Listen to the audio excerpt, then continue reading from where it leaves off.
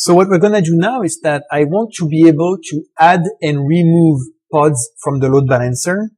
But if I use the app label, if I remove the app label, then another pod will be created instead. So instead, I want to use a special label just to indicate if the pod should be in the load balancer or not. So I'm going to add another label. So for instance, enabled equal yes, another label, enabled equal yes, to indicate if we should receive traffic. So, the first step is that I will add enabled equal yes to all the RNG pods.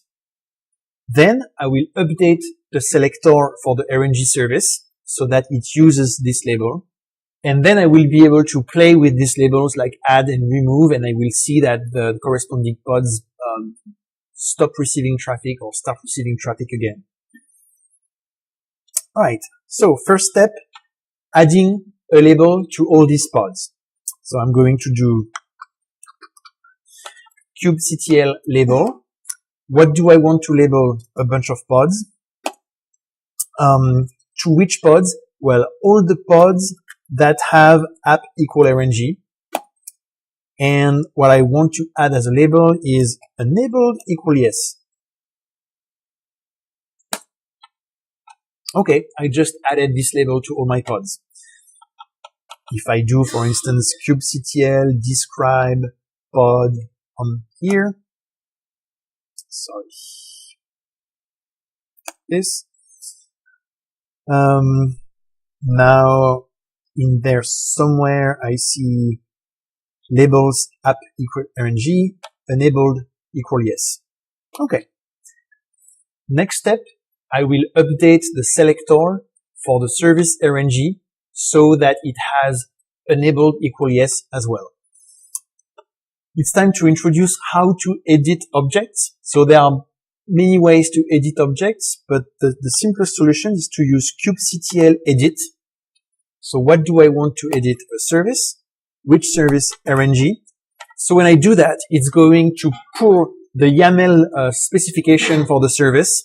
It will open a text editor for me. I can make changes. And when I'm done, I save, I quit. It's going to take that definition and push it back to the API. So that's the YAML definition for my service. And what I want is, in addition to app RNG, I want enabled yes. So here I see labels app RNG. So I'm like, perfect. I'm going to add enabled : yes. And when I do that, in fact, I'm making two mistakes. We are going to see those two mistakes like one after the next. So first, if I quit here, I get the weirdest error message. It's telling me unrecognized type string. So to clarify, from my perspective, this is a bug in the way kubectl handles errors, because normally what happens when you edit and you do something wrong, like you put some garbage here and you quit, it's going to reopen the editor and tell you invalid object to validate. So it's telling me, okay, something was super wrong. And even if I do another kind of mistake, okay, let's try something completely random. Like if I put hello here, like I put a completely invalid field, I think it's going to tell me exactly what happened. Yes, it's telling me unknown field hello in blah blah blah blah blah. So that's nice. It's convenient. But when I put enable yes, I just like this weird error, and instead of going back to editor, it bombs out to the command line. So that's why I'm telling it's a bug, because the bug is twofold. In fact, it's a kind of unexpected error that is not handled by kubectl, and it doesn't know how to recover, so it doesn't even try. What is this error? Well, to be honest with you, the first times I stumbled on this thing, it took me quite a while to figure out what was going on. So I'm going to try to give you a first hint. I'm going to put enabled, And since I'm French, I'm going to put oui instead of yes. And then, lo and behold, it works. And I'm like, what the F is going on? If you've done some YAML, you might start guessing what's happening. As you may or may not know, with YAML, there is a lot of magic parsing happening. For instance, if you put enabled 42, it's going to not be the string 42, but the integer 42. So for instance, if I put enabled 42, it's going to tell me something slightly more useful, cannot convert int64 to string. So here we start to guess, okay, labels are supposed to be strings. If I put a label that is in fact a number, the parser is going to be confused and abort. In a perfect world, it would catch the exact error and it would tell me, hey, the labels are supposed to be strings and this label is an integer, you should fix it. But this is not the case, at least not yet, and so we get that error. And in the case of yes, transforms into true, like the Boolean value. So now when I exit, it would be better if it could tell me cannot convert Boolean to string, but no, I don't know why I get that instead of a more explicit error message, but that's the reason for our bug. How do we address that? Well, it's fairly simple. We just have to put quotes around it to tell the YAML parser, don't try to be too fancy and keep that a string. All right. So I do that. And now if I do kubectl describe service RNG, I see that here the labels of the service are up and enabled. But what I really wanted to change is not the labels, but the selector. What's the difference between the labels and the selector? The labels are just labels. It's pure decoration on the service. It say, oh, this is a service for app equal RNG, but it doesn't change, it doesn't affect the behavior of the service. So I can put anything I want there. It's not going to change the backends for the service. What I want is the selector. The selector indicates the backends that are going to be used. So that's the part I want to change. So I'm going to edit again, find the selector, and add enabled yes to the selector. Great. So now I have updated the definition of my load balancer so that it uses this enabled label to decide where to send traffic. Cool. So now I can just tweak that label and see what happens. So let's do kubectl get pods-l app equal RNG. So currently I have all that in my load balancer. I'm going to remove that one.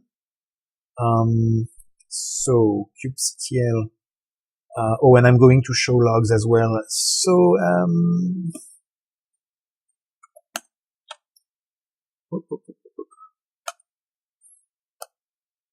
so now the bottom half of the screen shows us like a stream of all the logs for RNG pods.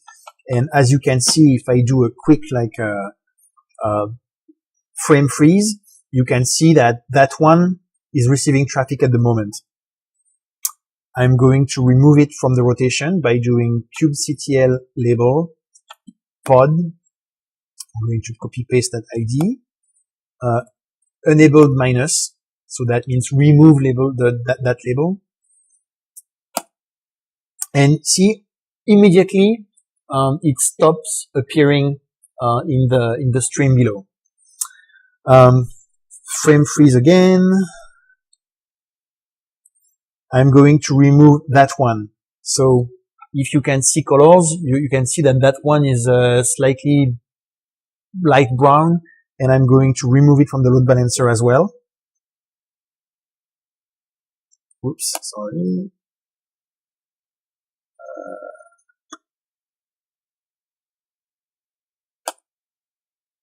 And now if you can see colors, then you can see that on the bottom half is only green pods. And meanwhile, if I look at the web UI, at this point, I only have 2 RNG backends, and earlier I mentioned that each RNG backend can only deal with 10 requests per second.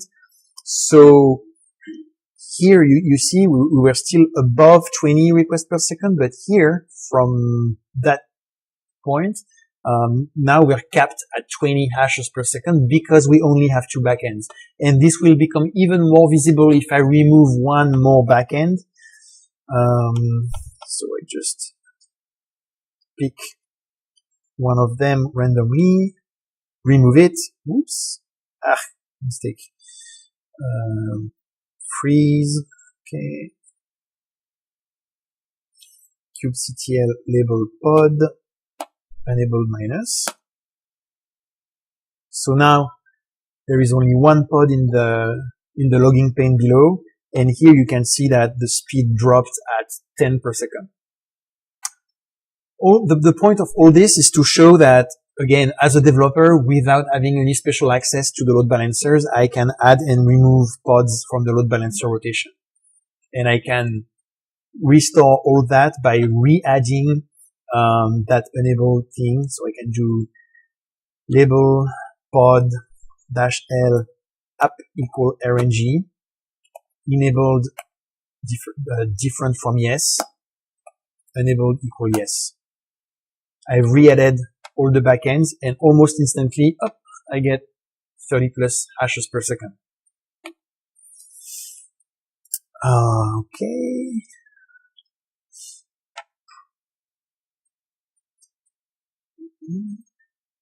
So we can use this for many purposes. For instance, when we want to do some debugging, we can remove the label. So we remove the pod from the load balancer, and then we can do some close inspection of that pod. And you know, sometimes there are some bugs that appear only while the service is receiving traffic. So we can selectively re-add and remove the pod from the load balancer. This can also be used when we do a deployment. Sometimes before putting a backend into production, we want to do some extra, maybe some manual checks, or maybe we want to warm up the service by doing a few specific requests that are going to load data in caches, etc., etc. So if we wanted, we could do these operations and then add the label to put the pod in the load balancer rotation.